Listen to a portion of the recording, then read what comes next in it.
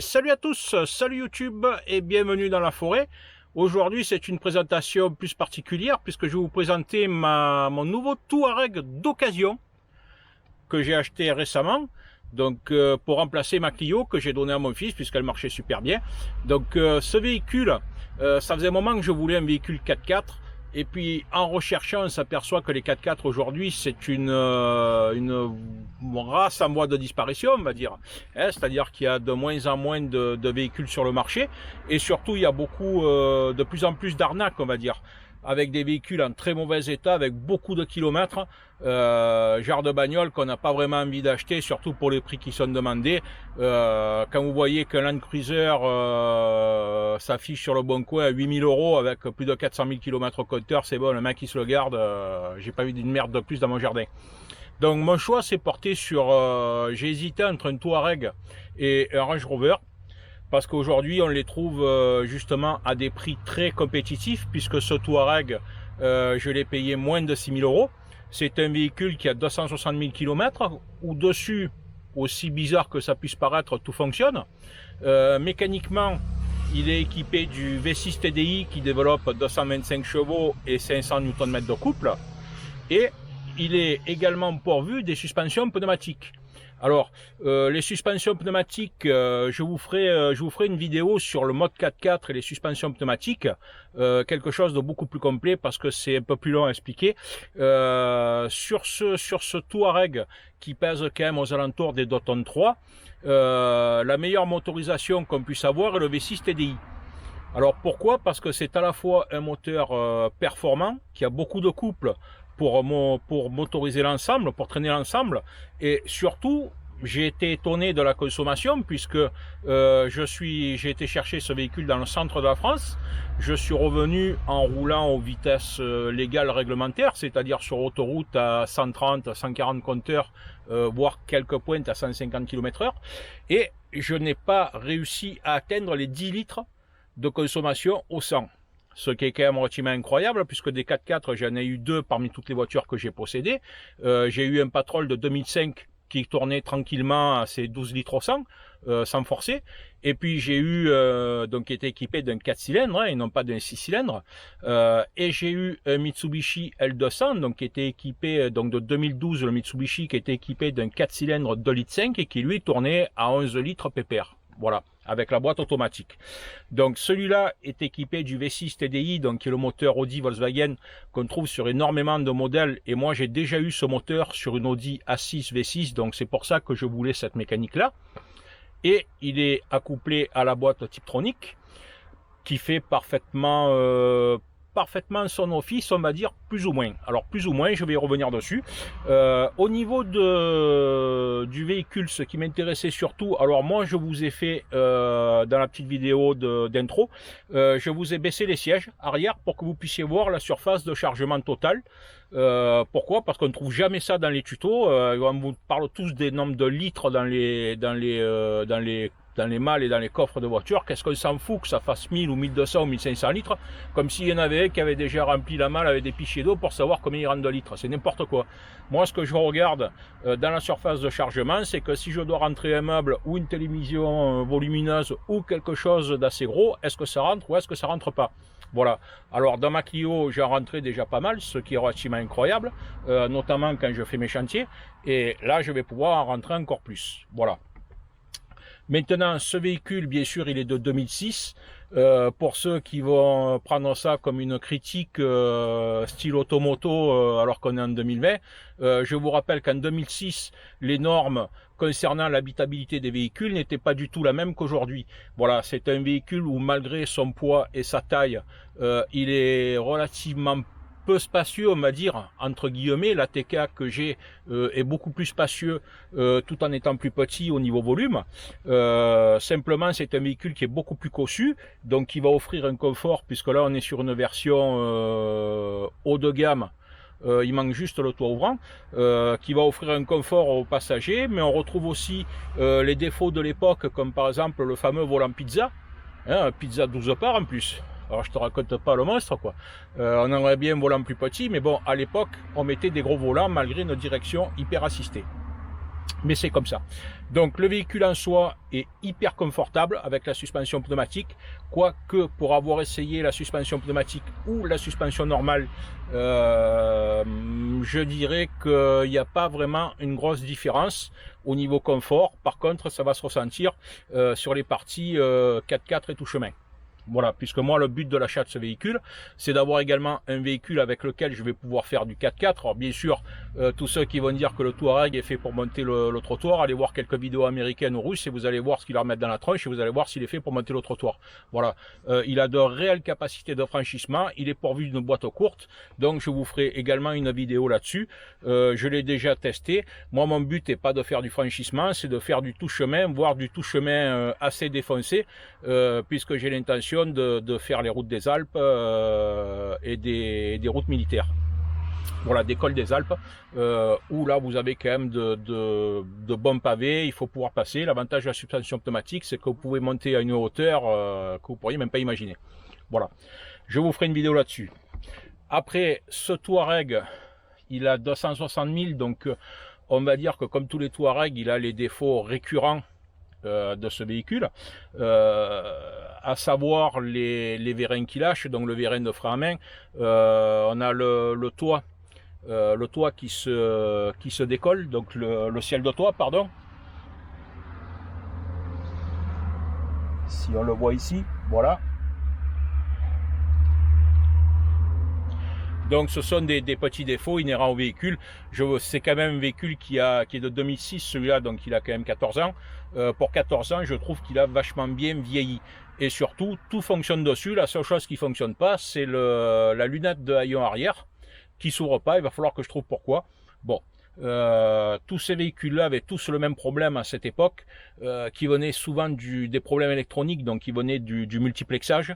Et ce multiplexage à l'époque n'était pas maîtrisé par les constructeurs. Mercedes a eu des problèmes, les Range Rover c'est pire encore, c'est une plaie les Range Rover quoi. Voilà, donc tous les constructeurs ont eu des problèmes avec le multiplexage. Aujourd'hui c'est maîtrisé, mais à l'époque ça ne l'était pas. Voilà, donc ce Touareg qu'on trouve ici en France, qui est une version V6 TDI, alors il existe de multiples versions jusqu'au V12. Alors ça part du 5 cylindres jusqu'au V12. On ne trouve pas forcément toutes les versions en France ou en Europe. Certaines versions sont commercialisées qu'aux États-Unis, d'autres en Russie. En ce qui concerne les différentes options de suspension, parce que chez Volkswagen, malheureusement, à l'époque, les options de suspension et de mode 4x4 étaient des options, comme leur nom l'indique, c'est-à-dire que vous les preniez ou vous les preniez pas. Alors j'ai vu en faisant des recherches que beaucoup de véhicules étaient plus ou moins équipés. Selon les pays comme la Russie, il y a moins d'options à ce niveau-là pour faire baisser les coûts, alors que les Américains ont vraiment des véhicules toute option, parce que chez eux c'est toute option ou sinon vous vendez rien. Voilà. L'intérieur, c'est un intérieur cuir qui a également assez bien vieilli. Voilà. Et il manque. Alors à l'époque, ça n'existait pas. C'est le Bluetooth. C'est dommage. Alors tout le monde met le fameux kit parotte dans ce 4x4. Ça marche bien, mais bon, c'est quelque chose de rapporté, donc c'est pas spécialement plus agréable que ça, mais ça marche. Voilà. Après, au niveau mécanique, contrairement à ce qu'on pourrait croire, les 225 chevaux du V6 font que le véhicule a vraiment une patate extraordinaire. Alors en ayant eu le même moteur sur une Audi A6 qui pesait 1 tonne 8, 1 tonne 7, 1 tonne 8, puisque c'était la 6 V6 TDI en version, donc j'avais la version très haut de gamme. Bien sûr, plus c'est haut de gamme, au plus il y a de poids. Donc si vous voulez, ça marchait déjà relativement bien, et je me suis dit le V6 va être un peu juste pour traîner l'ensemble. Ben finalement c'est vachement agréable, il y a de la pêche. Le véhicule dans les virages, on pourrait s'attendre comme un 4x4 que malgré son poids il soit lourd et pâteau, mais comme ce n'est pas un châssis échelle, c'est une caisse autoporteuse, le véhicule vire quasiment à plat. On n'a aucun ressenti de lourdeur ou quoi. La seule chose, je dirais, qui va pas sur ce véhicule, c'est la boîte à vitesse. Alors pourquoi? La boîte type 3 elle va super bien. Maintenant sur un véhicule comme ça, c'est-à-dire un Touareg, si la boîte type 3 est parfaitement programmée pour une Audi A6, pour le Touareg c'est pas bon. Alors en mode drive, elle met trop de temps à changer les rapports et reste en sous-régime, là il faudrait qu'elle monte. Et en mode sport, elle change trop souvent les rapports, ça devient rapidement chiant quoi. Voilà. Donc je dirais que dans les petits virages, l'idéal c'est de passer en mode séquentiel, c'est-à-dire que vous passez les vitesses manuellement, c'est le mieux, hein, le levier est là pour ça. Voilà. Ensuite, au niveau de l'équipement, ben, le véhicule est très bien équipé, notamment aujourd'hui il y a de moins en moins de manos sur les tableaux de bord, puisque tout est basé sur des voyants de sécurité. Là vous avez le mano de température d'eau, température d'huile, vous avez la jauge à essence bien évidemment, ça c'est un courant, plus l'ordinateur de bord qui est de la génération 2006 mais qui fait son office. Voilà. Il est également équipé du pare-brise dégivrant. Est-ce que ça marche? Je ne sais pas, on est encore en été donc j'ai pas pu le tester. De tous les Touareg que j'ai essayé, tous avaient des problèmes, notamment avec le repliage des rétros électriques. Là il fonctionne parfaitement. La suspension pneumatique fonctionne parfaitement. Le mode 4x4 fonctionne parfaitement.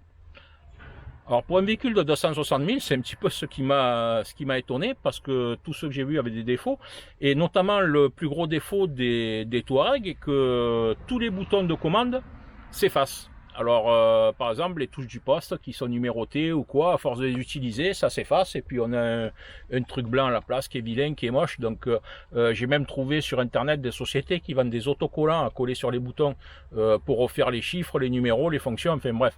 Et celui-là, ben, a priori rien n'est effacé, donc voilà. Voilà, je vous ai tout dit sur le Touareg à peu près. Si vous avez des questions, n'hésitez pas à les poser. Dans une prochaine vidéo, je vous ferai voir, puisque j'ai changé les vérins de capot et le vérin de pédale de frein à pied, pardon, j'allais dire pédale de frein à main, mais c'est frein à pied. Quelque chose qu'on voit pratiquement plus aujourd'hui, je pense. Enfin moi je l'ai plus vu, la dernière fois que j'ai vu ça c'était sur les DS. Donc j'ai changé ça puisque c'était nécessaire. J'ai fait une petite vidéo, je la mettrai en ligne également pour ceux que ça intéresse de le savoir.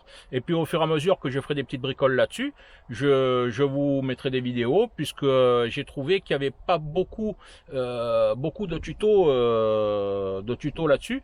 Il y a beaucoup de tutos russes ou américain, voilà, mais français il n'y en a pas des masses. Et pourtant j'ai vu que sur les forums il y avait beaucoup de problèmes, notamment moi quelque chose que j'ignorais, j'ai trouvé des gens qui avaient beaucoup de problèmes pour retirer les barres de toit d'origine. Alors les barres de toit d'origine Volkswagen sont de très bonne qualité et tout, le seul problème c'est qu'elles se verrouillent avec une clé. La plupart des propriétaires perdent la clé. Donc je me suis aperçu en cherchant sur les forums qu'on pouvait acheter la clé via le numéro qui est sur la serrure sur internet. Donc moi je l'ai acheté chez Amazon, je l'ai reçu ce matin, j'ai pu retirer les barres de toit, tout simplement. Alors qu'au départ je me suis dit, si je peux pas les enlever, je vais pas aller acheter une clé à je sais pas combien chez Volkswagen, ou les faire enlever par Volkswagen. Je vais sortir ma disqueuse et faire comme d'hab, je vais les attaquer la disqueuse, les virer et j'en parlerai plus. Et ben là, bonne nouvelle, pour 10 balles j'ai pu résorber le problème. Voilà. Voilà les amis, c'était la présentation du Touareg. Je vous fais pas une présentation en roulant parce que ça ne servira à rien. Les essais du Touareg, vous en trouverez à tour de bras. Donc ça c'est une version de juillet 2006 et c'est un Touareg d'occasion. Voilà. Je fais une petite aparté à la publicité d'un constructeur de voitures bien connu. C'est pour ça que je vous fais cette vidéo, puisque aujourd'hui, ce qui est intéressant sur les véhicules comme les Touareg ou les Range Rover, qui sont des véhicules qui à la base coûtent quand même, un Range Rover ça coûte, un TDV 8 ça coûte plus de 100 000 €. Aujourd'hui, je vous dis franco, vous les trouvez à moins de 5 000. Voilà, pareil pour les Touareg. Celui-là qui est une version qui à l'époque, je sais pas, ça devait coûter quand même un bras, un œil et un poumon. Moi je l'ai payé moins de 6 000 €. Voilà. Voilà les amis, à une prochaine vidéo. Merci.